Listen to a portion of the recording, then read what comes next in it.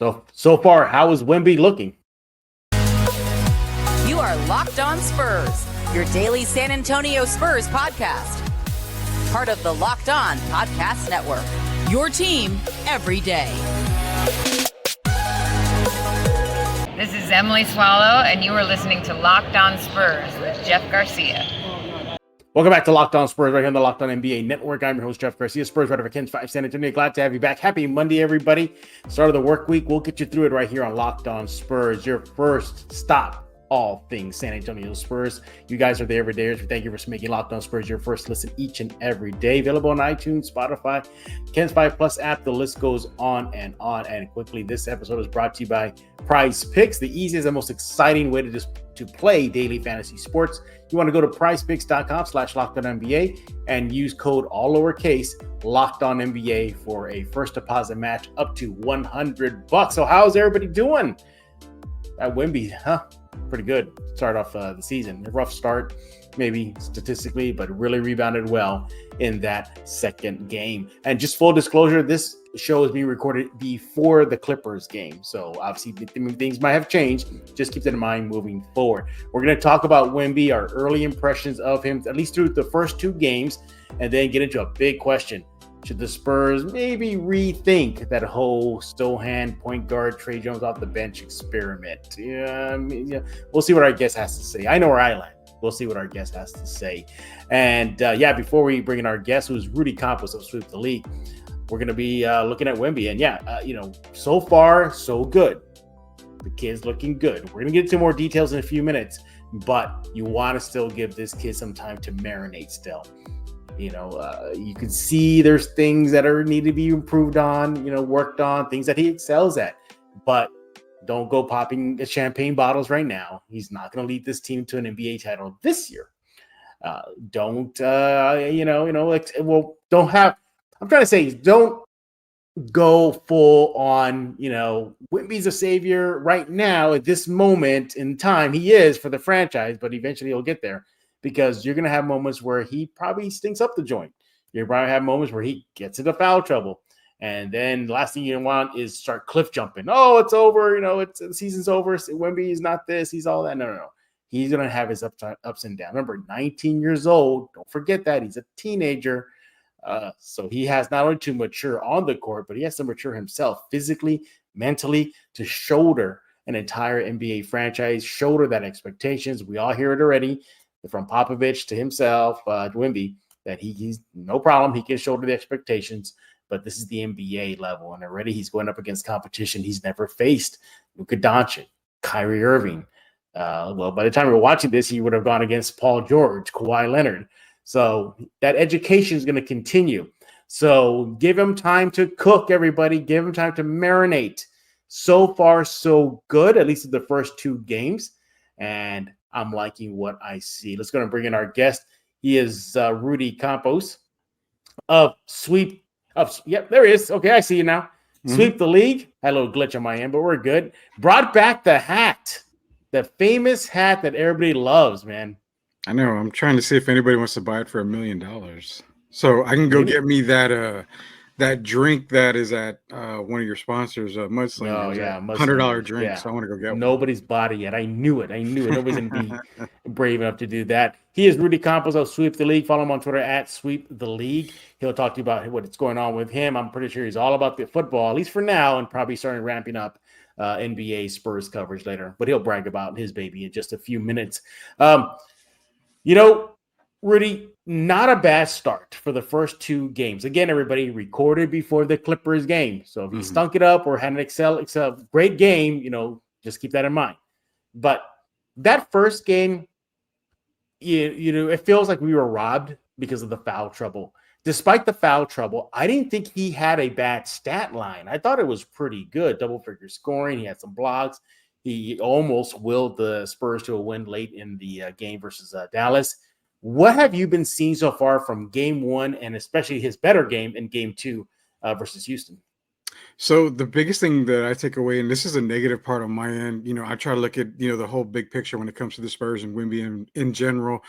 It was way too many three-point attempts. Yeah. In the first game against Dallas, he had 5 3-point attempts compared to 4 attempts from inside 3-point line. So that kind of concerns me, being you're 7'4", you're athletic. You can dribble, you can take your guy off the dribble. I wanted to see him in the post a lot more. Fast forward to the Rockets game. We did see him take less 3-point attempts by one. I think he took 6, so he took a little bit more. No, he took 6, so he took an extra one, 0 for 6 from 3-point range, but he did all his damage in the paint. You know, he was able to stay in the paint. He's able to make his moves in the basket. You saw what he can do around the rim, dunking the basketball when he gets close to the rim. That's the kind of game that we need to see Wembanyama have. He needs to dominate the paint. Not so much at 3-point attempts. Don't be out on the arc anywhere. Just stay down low. They cannot stop you if you're in the paint. That's where he's going to excel the most. So I hope it continues as we see the season go on. I'm with you. I agree. I think he tends to be too perimeter happy. 6 attempts, missed them all versus Houston. 5 attempts versus Dallas. No. Granted, in that game he made 3 of them, so yay. But you look at that Houston game, 19 field goal attempts. You mentioned some over in the paint, so there was a little bit of balance there. I understand that he's been very vocal, Rudy, since before the draft until recently. He says, "Don't box me in. Don't make me just the paint guy. I'm not that. I can do everything." But there's sometimes I think they need to establish him early. I think in the Dallas game, I thought the plan was to get everybody else going and then he'll start cooking. But the foul trouble got him. You saw them establish Zach Collins early in Dallas game. You saw Devin Vassell do his thing. But I think they should really try to focus more on him moving forward. You saw that somewhat versus Houston. 21 points, 12 rebounds. Again, not bad in 31 minutes. So, kudos. But you can definitely see one thing for me that's sticking out is he is getting pushed around. I see that. They're pushing him further away. They're pushing him further away. And luckily, he can hit the mid-range, and he can definitely hit the 3, especially, but he's not against Houston, but against Dallas, we saw that. I think that's my early impression is that teams are trying to test him physically by pushing him out. You're right. And the thing with him is that look at the 2 games that they played. Now, again, this is being recorded before the Clippers game. So by all means, I think we're going to see Kawhi Leonard, body him up a little bit. And that's a strong body coming at him. Yeah, and Paul George as well. But if you look at the 2 games that he's played so far, his worst game is against Grant Williams, an undersized big guy. So you've also got a guy like Draymond Green who's on the horizon. You've got a lot of guys, and I think that's what teams are going to do. Put a guy who's, he's a big body, but he's also short. Why that gives Wembanyama a lot of trouble. If everybody knows when you're trying to get something, you have to get low, especially in like a football terms. You get low on an opponent that's bigger body on you, like Wembanyama is. He's taller, so you get low with the guy at lower gravity. It's going to hurt him a lot more. Against Houston, he was able to dominate because he was against like a guy like Jabari Smith and a lot of these guys. So kind of matched up a lot better with Houston. But again, I understand you don't want to box him in the paint, but I mean, that 3-point attempts will come in time. There's going to be pick and rolls for him to be able to pop and shot from the 3-point range. Make yourself effective in the paint. Get that game going. Once the first few buckets fall, the rest of them come a lot easier. Yeah, I'm with you. I think I want to see him establish himself more inside near the rim because nobody can stop him. No, you can't. Or fine, he wants to play the perimeter, fine, whatever. But pick and roll it to the rim. Because even Devin Vassell has made it that very clear. He said, I want to do more pick and roll with Wemby because nobody can stop him. All you have to do, heck, you and I can get on the court, just lob it up in the air, and he'll catch it. He will catch it and finish at the rim strong. His 8-foot wingspan. Let's utilize that. Let's utilize that length. Defensively, I have no problems. He's definitely a shot a blocker. He's definitely forces guys to rethink their perimeter shot. You're seeing a lot more hierarchy shots over him. Dallas did to prepare for that game, they used those big sticks pads to simulate it. So defensively, it's not bad. Now, he had 7 rebounds versus Houston. I'm sorry, 7 defensive rebounds and 5 offensive rebounds. So those are great second chance opportunities. I need to see more of that. Interesting. Again, Dallas is kind of an anomaly because he got into heavy foul trouble, 5. Yeah. But we saw 5 defensive rebounds. So, but I mean, one thing I'm impressed by his steals. He had 3 steals versus Houston and 2 against Dallas. Again, using that, he uses the length great on defense, but I need to see use that length more on offense. So far, I like what I'm seeing. The kid is showing that he can do it. I'm gonna give him a B. What do you think? Yeah, I'm right there with you. If we were doing grades, I would give him a B. I mean, he's been solid so far. I'm still nitpicking on a little bit of things, but it's nothing that not every fan can't see. I mean, like we said, it's dominate the paint. I think against Dallas, it was a wake up call for him.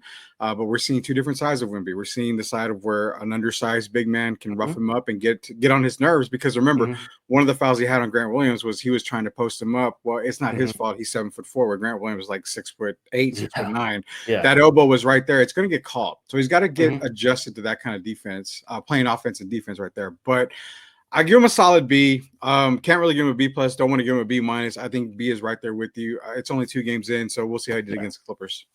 He is Rudy Campos of Sweep the League. Coming up next, we're going to put the point guard spot in the spotlight. The Sochan experiment at starting PG. Working, not working, Tre Jones off the bench. We're going to figure out what's going on. Should the Spurs abandon that or keep on going with it? Right here on Locked On Spurs. But first, I want to talk to you about PrizePicks. PrizePicks is the largest independently owned daily fantasy sports DFS platform in North America. They are the easiest and most exciting way to play DFS. It's just you against the numbers. Instead of battling thousands of other people, including pros and sharks, you pick more or less than 2 to 6 player start projections, the stat projections, and you'll watch the winnings come in. Now, remember, PrizePicks is the easiest way to have some fun playing daily fantasy sports. You get quick withdrawals, easy gameplay, enormous selection of players and stat types. That's what makes PrizePicks the #1 daily fantasy sports app out there. You got to get it. I got it. Go get it right now. You can test your skills in PrizePicks. With football season, hey, it's underway, right? It's the most exciting way to play daily fantasy sports. If you have the skills, you could turn $10 into $250 in just a few taps. PrizePicks offers weekly promotions that can lead to big payouts like Taco Tuesday. Each Tuesday, PrizePicks discounts select players' projections up to 25% to provide more value. So PrizePicks even offers Apple Pay for quick and easy deposits to your account during this football season. With PrizePicks reboot policy, your entries can stay in even if one of your players gets injured. Now, for the NFL or college football, top 25 matchups. So let's just say you have a player who exits the game due to injury and does not return to the second half. So if they get injured the first, they don't come back in the second half. That player is rebooted. And PrizePicks is the only daily fantasy sports platform with injury insurance. Go get PrizePicks app right now. PrizePicks.com/LockedOnNBA. Use code LockedOnNBA for a first deposit match up to $100. PrizePicks.com/LockedOnNBA. Code is LockedOnNBA for that first deposit match up to $100. PrizePicks, daily fantasy sports made easy. And we're back right here on Locked On Spurs with Rudy Campos of Sweep the League. Hey, the Locked On Ultimate NBA season preview is out. 6-episode series with all 30 of our Locked On teams shows. Locked On Spurs is there. From contenders to tankers, they go in depth with the biggest storylines heading into the season. Catch all 6 episodes on Locked On NBA on YouTube or wherever you get podcasts. Locked On Spurs is representing the tankers division. Do they belong there? Go check it out. Hear what I have to say. And welcome back. Rudy, if they're going to change the point guard spot, I hope it's you. I would hope so. You get that. I got some pretty good reference. I have good references of my basketball skills, so I think I could play the point guard, especially if you got Wemby. Just throw it up and let him catch it. Are you a black hole or you want to do the pass first? No, I've always been a pass first point guard. I just relish it and getting my teammates involved. So Sochan at point guard spot. That's the experiment the Spurs are playing with to start the season. I have mixed reviews. I'll tell you what I have to think coming up next on the final segment of Locked On Spurs. But Rudy, you are the guest. Take it away. What are you standing like? Pro Sochan starting or pro Tre Jones coming back? Man, I hate that you always give me the Duke Blue Devils to talk good about. I see Tre Jones topic. I'm like this. I know. Rudy Campos. I always get the Tre Jones talk. Man, okay, so the Sochan experiments, I get it. It's only been 2 games. Again, it's being recorded before the Clippers game, so we have no idea what the lineup's going to be tonight. But the thing is that the Sochan experiment is not working at the point guard position. And I get it. You know, a lot of people compared him to Boris Diaw. Hey, he's can dribble. You know what? If you're at the NBA level, pretty much you're going to be able to dribble. I mean, you're going to be able to bring the ball up the court. You've got to be able to do that at least. But looking at Sochan, I mean, he's only averaging, I believe it's like 4 assists a game. Doesn't really work out for him being the point guard. Tre Jones is averaging, I think, right around 7 assists a game. Mm-hmm. But what you see the difference is you see Wemby, who's obviously the focal point, being more involved with Tre Jones. Trey knows where to put it. He's a point guard. He knows where to put the ball. He knows where players like the ball. He can lob it up to Wemby. He can do everything better than what Jeremy Sochan can. I know I'm going to get a lot of hatred from people that are saying, hey, Jeremy Sochan is, a true point guard. He can play the point guard position. He's done a good job. Okay, he's done a good job. But when Tre Jones has been in there, the Spurs have been a different team. Oh, yeah. And you can tell just on that. You see the players are – a lot more active. He's putting players in better position than what Jeremy's doing as well. Not only that, I mean, Jeremy's not handling the ball like a point guard. He's bringing the ball up, but the offense isn't really running through him. Well, to your argument too, and in that tight game versus Dallas, it was, I think Tre Jones was there late in the game. You saw them kind of stem the tide a bit until they went back to Sochan. Yeah. In Houston game, when it was still a little bit close, it was Tre Jones out there setting the waves there for the Spurs. Yeah, and actually Trey, I think, is getting more minutes, when it comes to both him and so I think Trey's at 29 minutes a game. Jeremy's at 27. So I think Pop is actually starting to realize that Tre Jones gives him a better chance of winning because of them being at the point guard position. But then it goes back to this, Jeff, who plays point for that second string? I mean, that's the difficult part right now. You don't have Blake Wesley who's can do that. You don't want to throw Malachi Branham in there. Devontae Graham's not ready to play, to come back as a point guard. So you've really only got Trey. So you're kind of in that, that whole thing of, well, do I start him and bring him in, later on, have Jeremy play the second game? But who do you put to the bench? Is there a guy that can play point guard? So I think Pop's going to run with this lineup until he gets Devontae back or he gets another feel for who can play point guard. But for me, the Sochan experience is a no-go. It's a no-go, yeah. Well, Devontae is back. He at least not on the suspension list. We don't know if he played against Clippers, but if he did, we'll see if those highlights, if they used him as a point guard. You look at Sochan at starting PG, it's not horrific. 2 turnovers versus Houston, 3 turnovers versus Dallas. I mean, he's not like coughing the ball up consistently. I think the 3-point shooting is a wash. Both players are kind of iffy still. Tre Jones. I give credit to Tre Jones. He's trying. He's attempting more to start knocking that down. But I can see your argument, because in a tight situation, you want a point guard out there who's commanding and leading the team and who knows the position. Tre Jones said it himself following the game. I was in the conference room saying, he's tipping his cap to Sochan. He's saying, I understand what he's going through. He's trying to learn the thing. So I don't see any animosity there. I would have loved for Pop to be being Pop right now, just to really motivate Tre Jones to become even a better point guard, to then prove it and they reinsert him. I mean, that would be some Jedi mind tricks right there from Pop's side.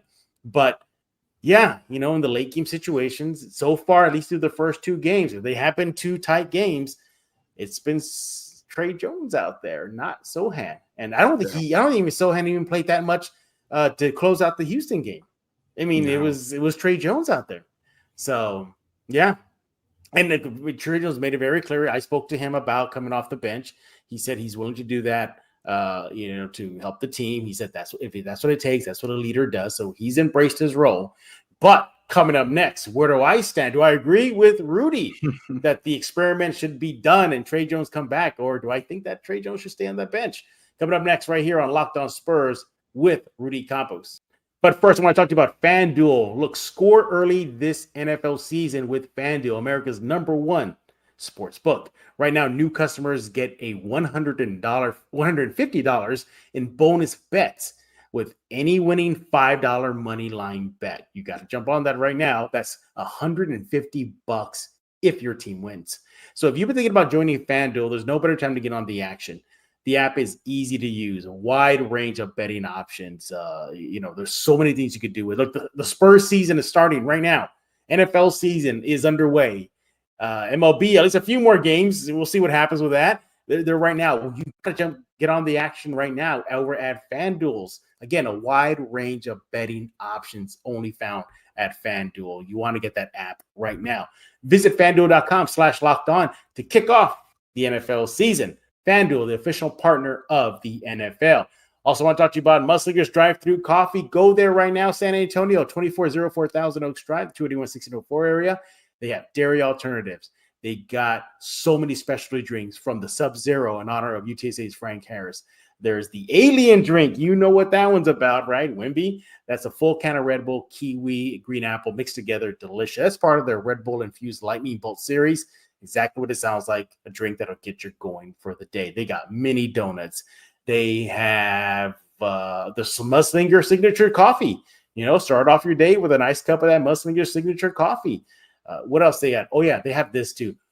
Over 300 5-star reviews. Yeah, those reviews cannot be wrong. Go to Muslinger's Drive-Thru Coffee. They're open every day, 6 a.m. to 6 p.m. Friendly staff, great service. They're a proud local sponsor of Locked On Spurs and the first one to ever do it, and they proudly serve the San Antonio community. They're very active on social media, TikTok, Instagram, X, Threads, Facebook. The list goes on and on. Make sure to follow them at Muslinger, SATX, all one word. They have it all at Muslinger's Drive-Thru Coffee, from coffee to the OG OJ. Can't forget about that. That's a coffee alternative. You want to have those Orange Julius vibes plucked one more time back in the 70s, 80s, go get it at Muslinger's Drive-Thru Coffee. They recreated it just for you, San Antonio. 2404 Thousand Oaks Drive, open every day, 6 a.m. to 6 p.m. Go there right now. Life is too short for bland coffee. All right, it's going to bring in back our guest. He is Rudy Campos, sweep the league, rocking the hat that got everybody jealous because they want that hat. Mm-hmm. Why do you got to do? Why do you got to do fans like that? Just teasing them. I'm teasing them, man. They wanted, hey, the opening bid. I'll lower it. Opening bid is. He said opening bid. 500. Hey, real quick, I gotta ask you, what's with the 7-Eleven shirt? Hey man, shout out to Jamar Chase from the Bengals, man. I'm always open, as he says. I'm always open. Is that what that is? Oh, yeah. I thought maybe he made a claim a couple of weeks back because they weren't throwing him the ball or getting him the ball in football in Cincinnati. So he was like, "I'm 7-Eleven. Call me 7-Eleven. I'm always open." But with me, it's just a little mock shirt. Are you a fan? Are you that much of a fan of 7-Eleven? Hey, well, it's the big gulps, man, the Slurpees and all that. Man, I mean, how can you back in the day? Back in the day, you could mix the two, like get one flavor of Slurpee and then get another kamikaze. Count it as one. You count it as one cup. As long as it fit in the cup, you can put whatever you want in there. What do you want?